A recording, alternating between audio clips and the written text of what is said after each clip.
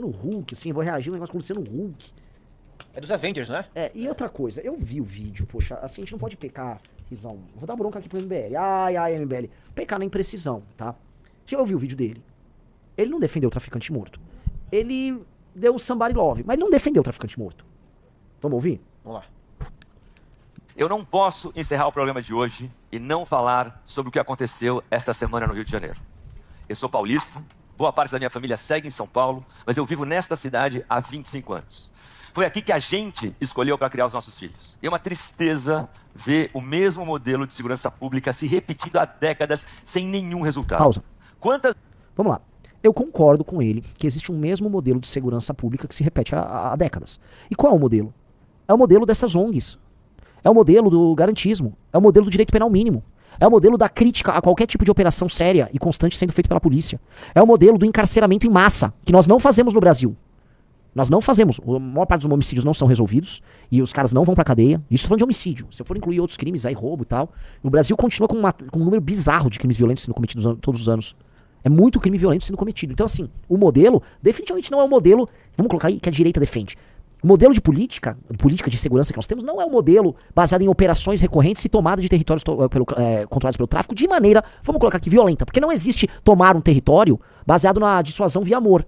Você não chega pra um cara que fabrica o próprio fuzil, e a turma do Comando Vermelho fabrica o próprio fuzil e fala, olha, vocês com seus fuzis aí, por favor, tem como, né, abandonar o teu território duramente conquistado em guerras, ora contra a milícia, ora contra outras facções? Os caras vão falar, você tá maluco? Você tá maluco? Entra aí, que é o que o Comando Vermelho fala. Então você vai ter que entrar. Se vai entrar, vai ter conflito. Então, assim, a sacada, o Luciano Huck é um grande comunicador. A sacada do discurso dele é amolecer teu espírito. A crítica sempre vai ser velada. Não, há décadas de uma... Qual política de segurança? Eu tô pra ver. Houve uma mudança nas últimas décadas que tornaram, vamos dizer, as nossas leis penais, endureceram as penas e diminuíram a capacidade do nosso Código de Processo Penal de soltar os caras. Por exemplo, acabamos com as saidinhas, acabamos com a progressão de pena. A gente pega o reincidente e ficar tipo, muito tempo, décadas na cadeia. Não, porque se não rolou isso, nós não tivemos uma grande mudança na política de segurança no Brasil. E na prática nós estamos seguindo uma mesma linha, que é uma linha garantista. E essa linha garantista, ela é falha. Então eu vou concordar com ele, mas, vamos dizer, na lógica de que uma política é mantida por décadas, sim. Mas eu acho que eu sei a política que ele tá falando e ela não é o que eu tô falando. E não é o que aconteceu. Nós temos uma política de décadas de leniência com o crime. Às vezes eu já não parei um programa de televisão aqui na TV Globo para falar desse assunto. 120 mortos numa operação policial no Complexo do Alemão e da Penha. Por trás desse número tem 120 mães. Ah, olha só, assim, ele não defendeu o traficante, mas... falar de 120 mães... Cadê realmente você tá sem hora hoje? Não é, assim... Daqui putz... Pode ligar o ar já, viu? Ele já... Assim... 120 mães. Luciano, é só pegar. O Brasil provavelmente esse ano vai ter 38 mil mortos. 38 mil homicídios, tá? Portanto, se você dividir 38 por 365, dá quanto? Pega aí, Riso, por favor. 38 mil por 365. Deixa eu pegar a calculadora. 38 mil dividido 365. 104 por dia. 104 pessoas morrem todos os dias vítimas de homicídio. Tem um outro número que é mais assustador, que são os desaparecidos. Tem um monte de gente desaparecida toda. Uma parte acha, outra parte continua desaparecida, ou seja, morreu. Se a gente soma aí, tem um número enorme de pessoas que morrem. Então, assim, não se falam das mães desses outros desaparecidos. Por mais que em grande parte dos casos sejam mães de, vamos dizer, de membros do crime organizado se matando mutuamente. Mas... né? Tem muita gente que é vítima de latrocínio, muita gente que é precisamente vítima de latrocínio, a grande parte dos assassinatos são isso, né? Crimes passionais. Vocês não se mobilizam por isso. E assim, eu não ligo pra mãe do criminoso chorar. Porque se esse criminoso merecia morrer, ele se envolveu no combate, alguém vai ter que chorar no final. Se o combate é inevitável, alguém vai chorar no final. Então que seja a mãe dele que chore, aí é do game. Tem outras mães chorando o dia inteiro.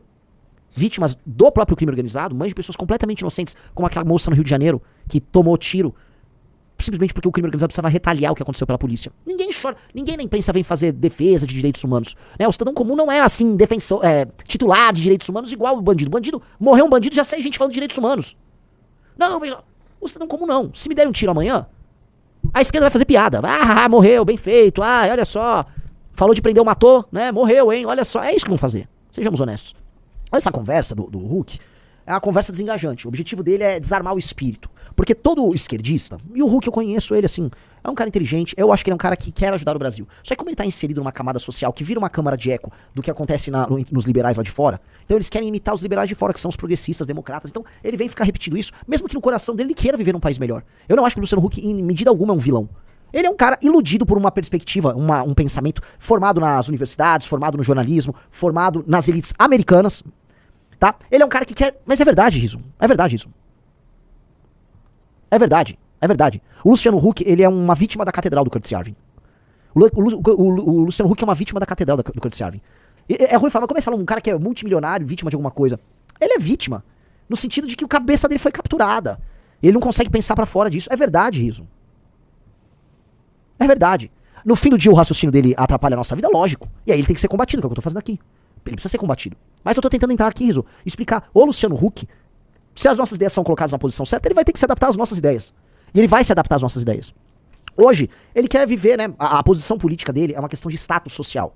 O Huck, nesse sentido, ele se parece uma mulher. Porque as mulheres, assim, especialmente as mulheres jovens, elas se posicionam em termos políticos, especialmente sobre segurança pública, de modo a criar um status social. Então, não, eu defendo os direitos humanos do bandido, sim. E aí? Entendeu? Que isso não é como isso pega bem na rapaz, na galera ali e tal. Aí você, né, você faz essas posições por status.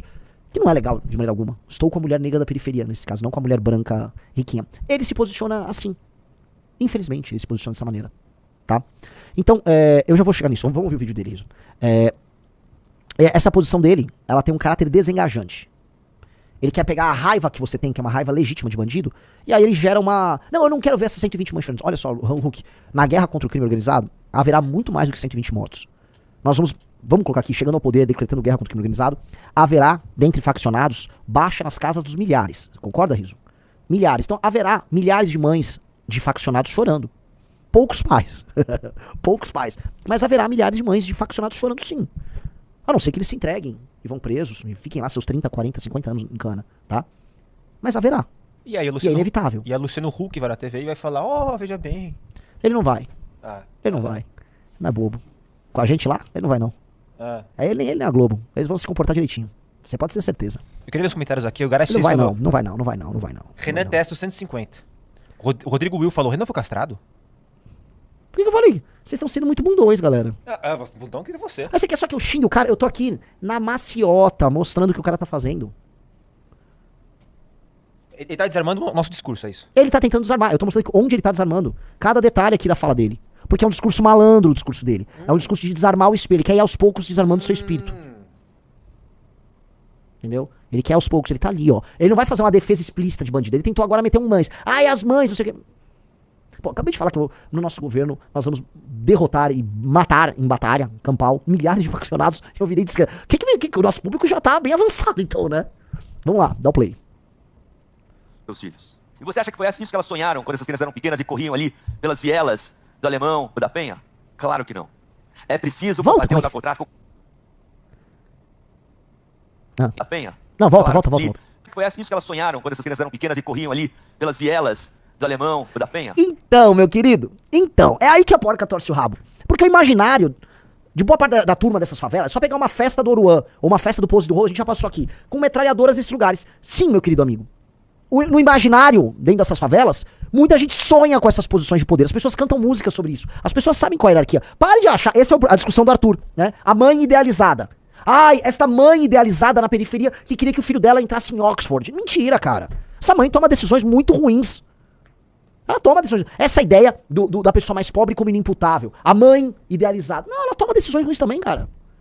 Ela não ficou imaginando muita coisa. O imaginário desse jovem do tráfico, desde pequeno, foi completamente construído pelo próprio tráfico. E aí entra a Rede Globo, né, Huck? Aí entra a Rede Globo, porque vocês na Rede Globo normalizaram o crime organizado. Vocês na Rede Globo chamaram gente por décadas ligada ao crime organizado. Eu posso listar assim, do Castor de Andrade, bicheiro, indo no Jô Soares, que ele tava no SBT na época, sem entrevista, falando, eu sou um contraventor, eu sou um bicheiro, tá? Até o Oruan, pra pegar algo recente, indo lá. Ué, quem formou esse imaginário lenítico? O crime foram vocês. Não adianta fingir. Você tá reclamando que o imaginário... Ai, aquela criança corria nas vielas do Alemão sonhando o quê? Ser um neurocirurgião? Não, cara. Não, o imaginário construído é o que a gente critica. Então, deixa eu entender um negócio. O Huck é a favor da lei anti-Oruan? Porque o que a gente tá querendo destruir é o imaginário do crime. Ou não, a Oruan pode cantar música sobre o Doca, o urso. Lá, o Oruan pode falar que é da hora você ser um ladrão e fazer assalto na pista. Ah, não, isso é uma expressão artística. Isso forma imaginário, né, Huck? Então aquela criança, te explicar. Desde cedo tá tendo minhoca sendo colocado na cabeça dela. É isso, né? Então não adianta. Esse argumentinho teu não fica de pé, meu amigo. Esse é o Renan que eu conheço, pô. Mas tem que ir na maciota aqui, Riso, aqui eu vou construindo. Deixa eu construir aqui. Não, o Luciano é vítima. Você entendeu? Quando eu tô falando vítima, eu tô falando vítima no sentido vítima. Ele é como ele pertence a essa elite brasileira, vamos lá. Luciano estudou na USP, faculdade da USP, em São Paulo, a minha faculdade. Elite intelectual. Filho de um grande jurista, criminalista aqui de São Paulo, do escritório Lila Huck, entendeu? Comunidade judaica. Em geral, a comunidade judaica, elite é progressista. Você vai fechando o ciclo. Global. Zona Sul do Rio. O que você quer que eu falo, Riso? Ele é elite. Essa elite tem o seu imaginário capturado pela elite progressista americana, entendeu? E quando eu coloco vítima, vou botar ele é suscetível, ele é sugestionável mediante o convencimento e o status do pensamento de elite progressista americano. Mas é. Continuar? Claro que não. É preciso combater o narcotráfico com força total. É preciso coordenar ações entre todos os níveis de poder, municipal, estadual e federal. É preciso sufocar... Entendeu, né? Ele deu a letra da PEC do Lula ali. Ele deu ali a PEC da segurança pública. Deixa eu entender, porque a gente ainda vai chegar aí, Luciano Huck. O governo federal, as Forças Armadas avisaram o governador do Rio, Castro, que não tinha pode ajudar aqui, precisa de uma GLO e o Lula não vai autorizar GLO. Agora o Lula autorizou GLO lá pra Belém, que é um tema que a gente vai falar aqui. Coordenação quando acaba. Eu vi agora a gente do STF falando que essas operações têm que passar pelo judiciário. Como é que é? O mesmo judiciário da DPF das favelas? Só pra saber. Né? Municipal, estadual e federal. É preciso sufocar a parte financeira das organizações criminosas, das milícias, do tráfico e por aí vai. Pausa, como Huck, vamos lá, vamos ser bem claro, Huck. Com o domínio territorial, o Comando Vermelho, ele vende gás, ele controla uma boa parte do faturamento dos comerciantes, porque eles cobram igual a máfia italiana. Eles cobram um valor sobre o faturamento dos comerciantes. Ele tem até os próprios sistemas de transporte ali dentro. Eles montaram um provedor de internet. Ou seja, eles têm domínio territorial ali. Se você não retomar o território, que é a base disso, como é que você vai sufocar eles? Como é que você sufoca, né, um cara que vai numa loja, você tem uma lotérica, você tem uma... Até que eu chutei alto, você tem uma vendinha de produto, de comida, uma loja de material de construção numa região tomada pelo Comando Vermelho. Aí o cara fala 15% do que você faturar é nosso. Você vai lá e sangra o caixa pra dar isso pro cara. Qual é o sistema de inteligência que você breca isso? O melhor de todos é destruir a impunidade, invadir o território tomado e tomá-lo dele. Pegar de volta pro Estado brasileiro. Não tem outra maneira. Essa conversa, volta a colocar, toda vez que alguém fala inteligência, se prepare, as pessoas não querem que aconteça nada. O argumento da galera pró-crime e a galera do direito penal mínimo é sempre o vamos usar inteligência. Eu ouço isso, vou citar o Huck aqui, há décadas. Tava na faculdade de direito, não, crime se combate com inteligência. Não, crime também se combate com inteligência. E o maior ato de inteligência é você dissuadir a pessoa que comete o crime através de leis muito duras. Agora, o nosso caso não é um crime comum. Eu tô falando de gente que faz ocupação territorial. Aí esses caras ficam com esse mesmo argumento há 20 anos, todos os argumentos são iguais por 20, 30 anos. Mas os problemas já mudaram, eles não são iguais de 30 anos atrás. O PCC não é a mesma organização de 30 anos atrás, nem existia 30 anos atrás. E o Comando Vermelho também não é a mesma organização. Então, galera, é sempre assim. Ouviu, precisamos colocar inteligência, leia, não quero fazer nada.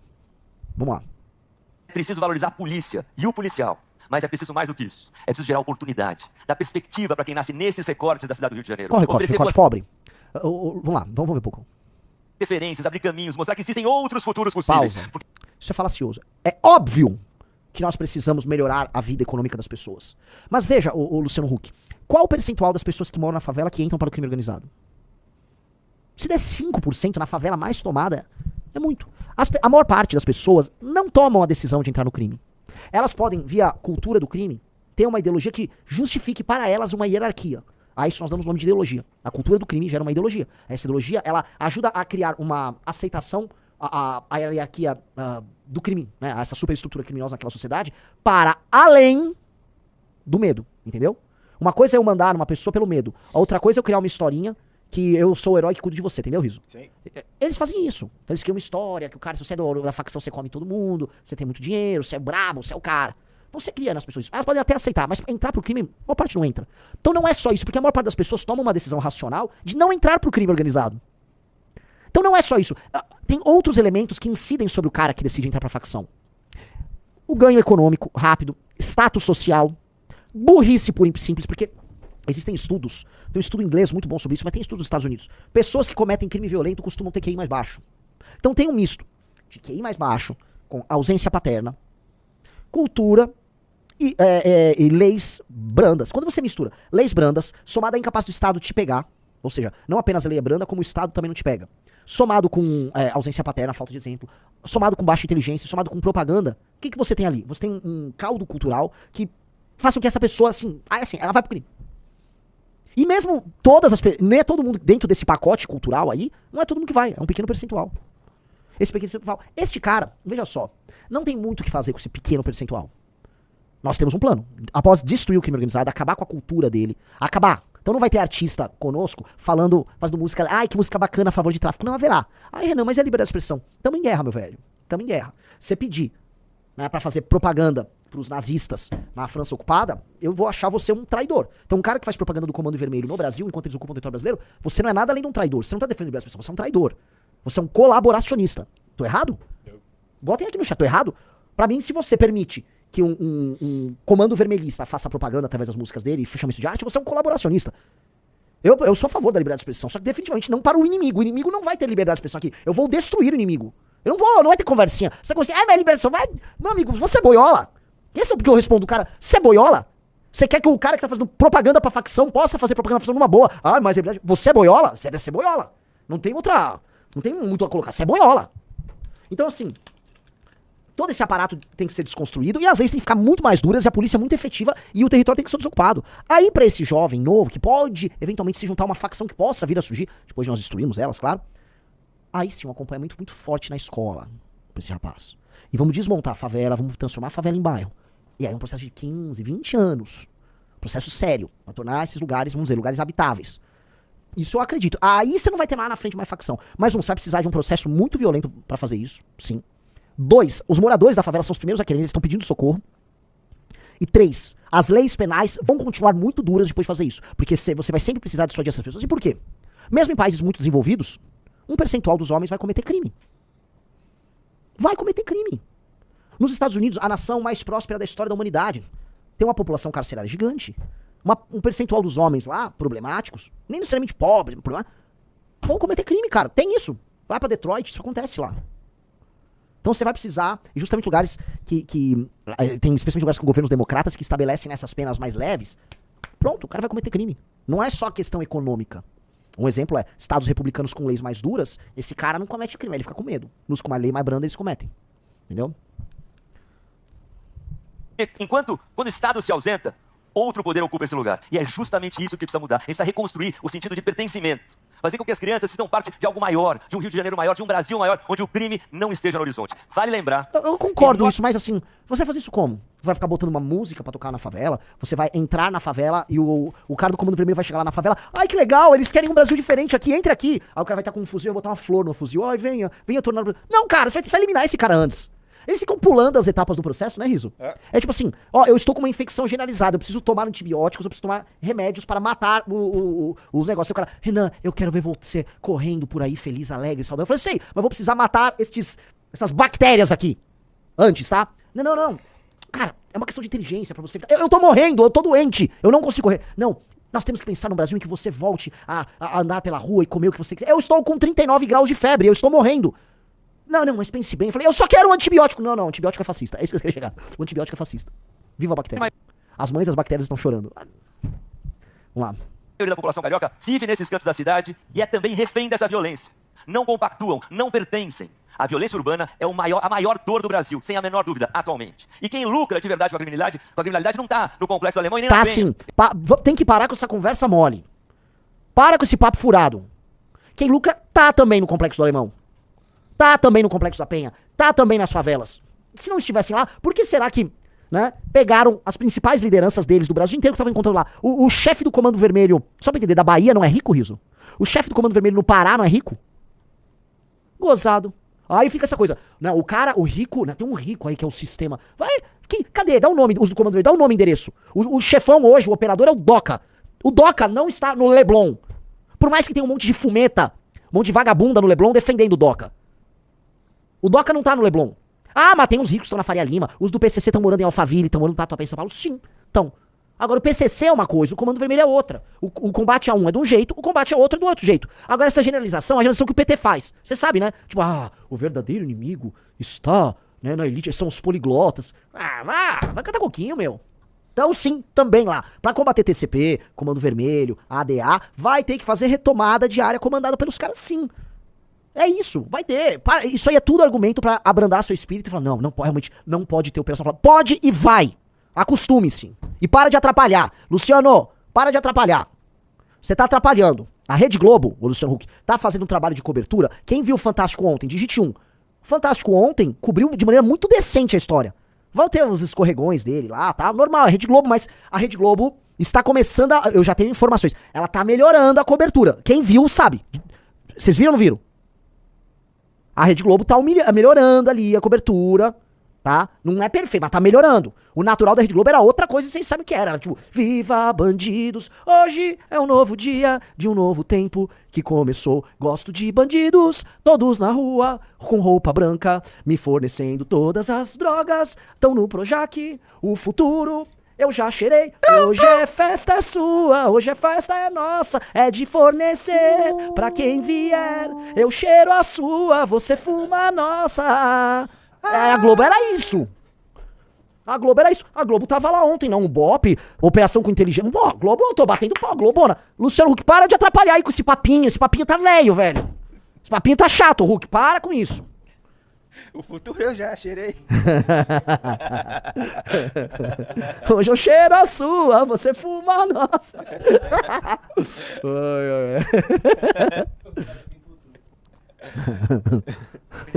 A criminalidade não tá no Complexo do Alemão e nem na Penha. Aqueles fuzis, aqueles drones, aquelas armas de guerra não foram fabricados ali e não chegaram ali sozinhos. Ah, tá, mas... E daí? O que tem a ver? O que tem a ver? A própria Globo, ela já demonstrou, né? A própria Globo tratou disso. Os fuzis são feitos lá em Minas. O Comando Vermelho tem uma fábrica dele em Minas. O fato do Comando Vermelho produzir um fuzil fora da favela não muda o fato do fuzil ser utilizado, assim, maiormente na favela.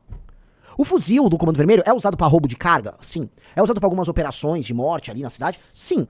Mas, majoritariamente, o fuzil é utilizado para alimentar o exército interno, os exércitos de assalto, de tomada de favelas de adversários e os exércitos de defesa deles. Por isso que os soldados deles usam. O fato de vir de fora, dane-se, você quer dizer o quê? Que tem colaboração com outros? Lógico que tem, mas o que isso quer dizer? É que nem eu falo o seguinte, ô Riso. Não, olha só, os fornecedores da Apple não estão ali na Califórnia, lá na Apple. Então, dane-se a Califórnia, se eu quiser destruir a Apple, tem que ir lá pra China. Não, cara. A Apple, o coração da Apple está na Califórnia, a sede da Apple na Califórnia, a criação dos produtos está na Califórnia, o foco deles é a Califórnia.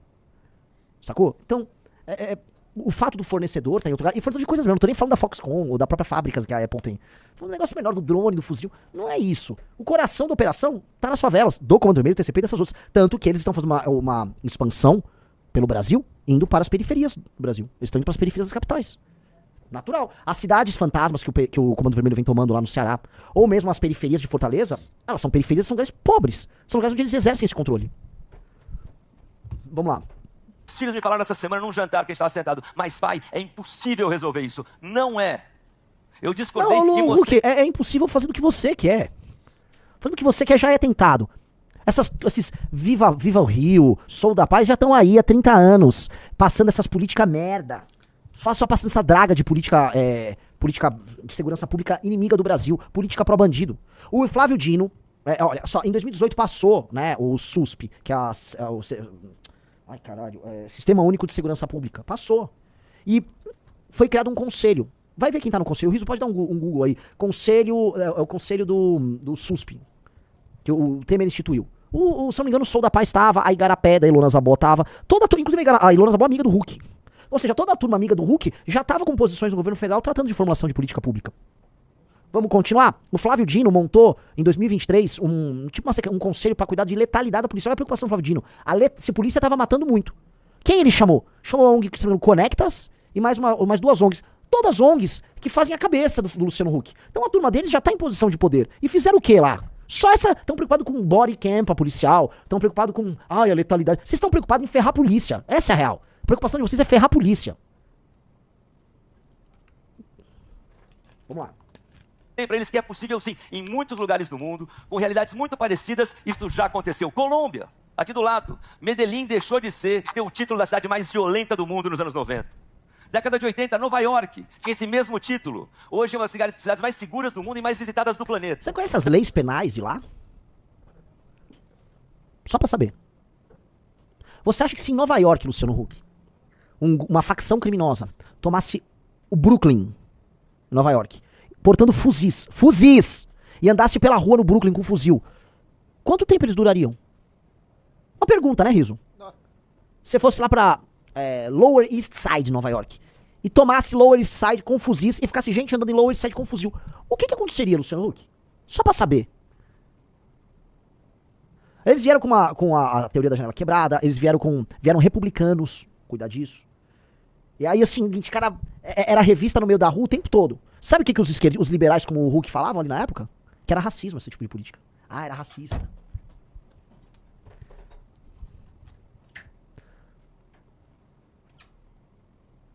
Vamos lá, dá o play.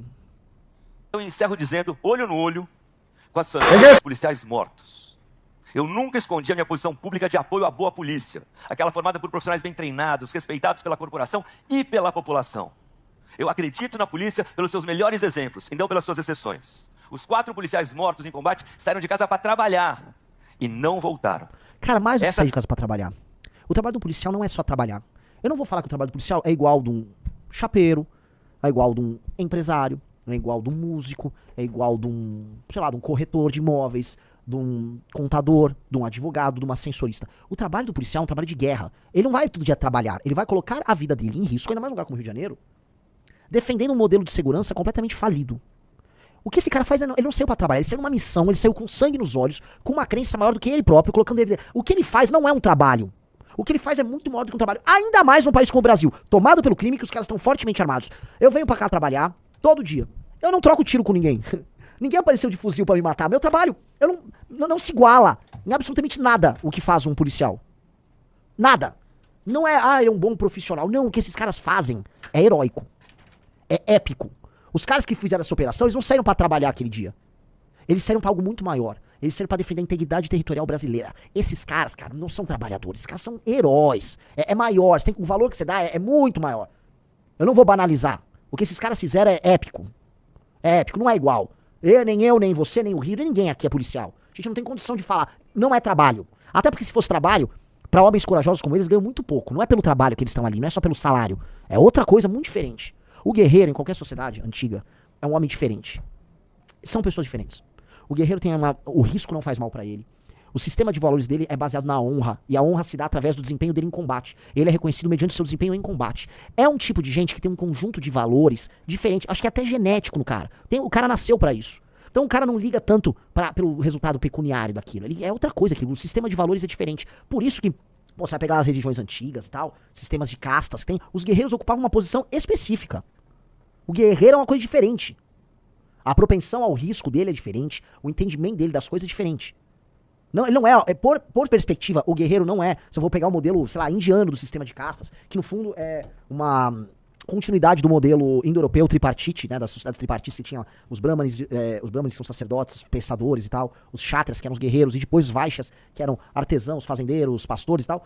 O guerreiro é outra coisa, ele não é um cara do trabalho, é outra coisa. Que os policiais fazem é outra coisa. O policial brasileiro não é um burocrata. O policial militar brasileiro é um guerreiro por excelência. E isso é nobre, isso tem uma nobreza, tá? Que excede a nobreza das outras profissões. Não é igual ser um guerreiro, igual ser um cara que planta, não é igual. Com todo respeito a todas as profissões, não é igual. Não é igual. E todo mundo sabe que não é igual. Dá o play. Também é uma parte devastadora dessa história. Eu espero que no futuro a gente não precise mais falar sobre isso desta forma. Nós, brasileiros, queremos paz e segurança. Nós não queremos paz, Huck. Nós queremos uma guerra contra o crime. Para com esse papo de paz. Nós queremos retomar o que é nosso território. E vai precisar uma guerra. Ele não entende isso.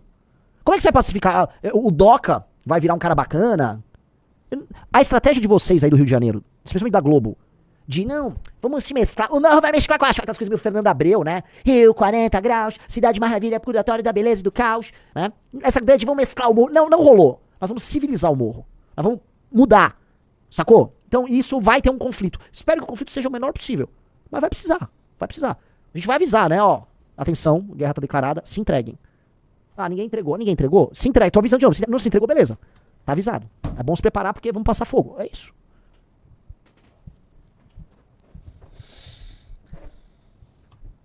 Pessoal, like na live e se inscreva no canal.